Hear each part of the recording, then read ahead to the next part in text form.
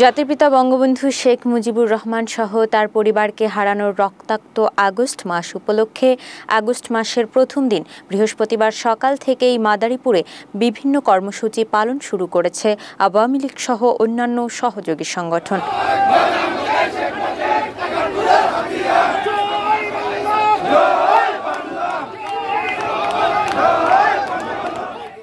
শোকের মাস উপলক্ষে প্রথম দিনেই কালো ব্যাজ ধারণ, বিশাল শোক র্যালি সহ বিভিন্ন কর্মসূচি পালন করা হয়।